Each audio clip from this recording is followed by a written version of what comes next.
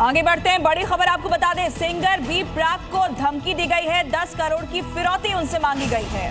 Collar ने खुद को आरजू बिश्नोई बताया है। आरजू बिश्नोई लॉरेंस बिश्नोई का गैंग का सदस्य है जो विदेश में छिपा बैठा है और पैसे न देने पर अंजाम भुगतने की धमकी दी गई है। इतना ही नहीं, कॉलर के खिलाफ मोहाली में शिकायत दर्ज की गई है।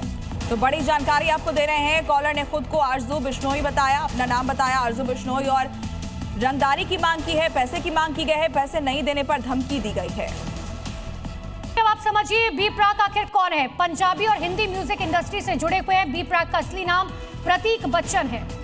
और इसी खबर पर ज्यादा जानकारी के साथ हमारे सहयोगी राजू राज जुड़ गए हैं, सीधे उनका रुख करेंगे। राजू राज, क्या और जानकारी मिल रही है इस धमकी भरे कॉल से जुड़ी हुई?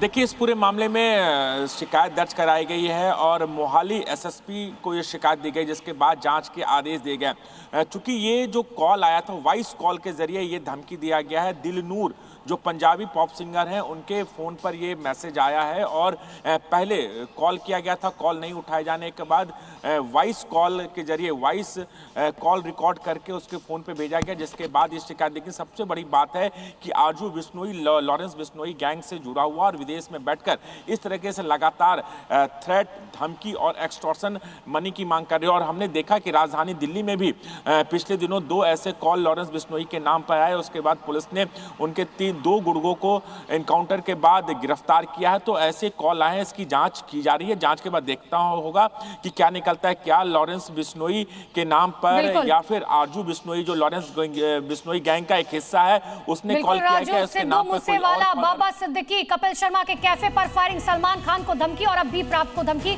बहुत बहुत शुक्रिया आपका तमाम जानकारी के लिए। तो कांग्रेस के एमएलए का ये शर्मनाक बयान आपने सुना और अब बढ़ते आगे बात करते हैं राजधानी दिल्ली की। दिल्ली एनसीआर में घना कोहरा है, सब कुछ धुंध में गुम हो चुका है। जी हाँ, दिल्ली, नोएडा, गाजियाबाद, फरीदाबाद समेत एनसीआर के कई इलाकों में विजिबिलिटी बेहद कम है। मौसम विभाग के मुताबिक अगले कुछ दिनों तक मौसम का मिजाज ऐसा ही बना रहेगा।